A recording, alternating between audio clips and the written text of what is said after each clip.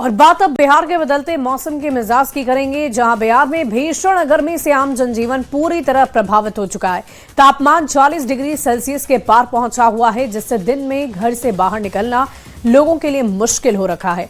लू और तेज धूप से लोग परेशान हैं। हालांकि राहत की खबर यह है कि मौसम विभाग ने 28 अप्रैल से मौसम में बदलाव के संकेत दिए हैं, जिससे तापमान में गिरावट की उम्मीद जताई जा रही है।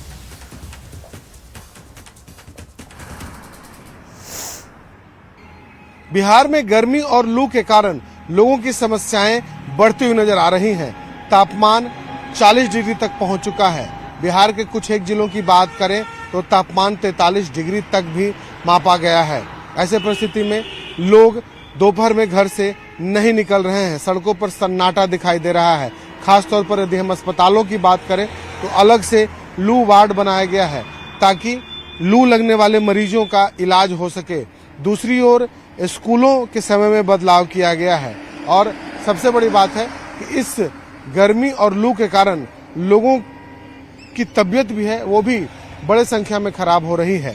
सुबह और शाम या कह लें कि रात में लोगों को राहत जरूर है, लेकिन दोपहर में जो तापमान होता है उस तापमान में लोग घरों से बाहर निकलना मुनासिब नहीं समझ रहे हैं। स्थिति लगातार बिगड़ते जा रही है। दूसरी ओर कई जिलों में पेयजल संकट भी सामने आ गया है। कुल मिला के कहें तो गर्मी से लोगों की जो चुनौतियां हैं वो बढ़ती हुई नजर आ रही हैं। हालांकि अगले 28 तारीख से बिहार में राहत की खबर जरूर है। मौसम विभाग ने कहा है कि लगभग 28 तारीख के बाद बिहार के दक्षिण बिहार में लोगों को लू और गर्मी से राहत मिलने की उम्मीद है। कैमरा पर्सन सुबोध के साथ शैलेंद्र, न्यूज 18 पटना। तो वहीं शेखपुरा में भीषण गर्मी का असर सबसे ज्यादा नवजात शिशुओं पर देखा जा रहा है। इसे देखते हुए स्वास्थ्य विभाग अलर्ट मोड में है। जिला अस्पताल के एनएससीयू यूनिट में एसी, कूलर, अन्य जरूरी सुविधाएं उपलब्ध करा दी गई है, ताकि वार्ड का तापमान नियंत्रित रखा जा सके। सभी आवश्यक दवाएं उपलब्ध हो चुकी है। साथ ही लोगों से गर्मी में सतर्क और सावधान रहने की अपील की जा रही है। शेखपुरा में भीषण गर्मी के कारण सबसे बड़ा असर स्वास्थ्य व्यवस्था पर देखने को मिल रहा है।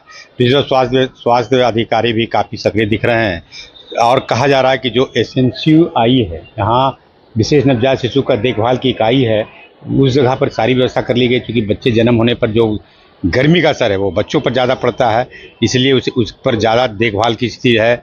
डॉक्टर तैनाती कर दी गई है, नर्स हैं, एसी की व्यवस्था, सारी व्यवस्था कर दिया गया, ताकि बच्चे को डिहाइड्रेशन अथवा किसी तरह के ये गर्मी का प्रकोप का नहीं सह सके। एम्बुलेंस है, सब चीज़ें वहाँ पर। ORS के अलावा IV फ्लूइड है, उसके अलावा जितनी भी संबंधित दवाइयाँ हैं प्रचुर मात्रा में है, इसलिए किसी को घबराने की जरूरत नहीं है।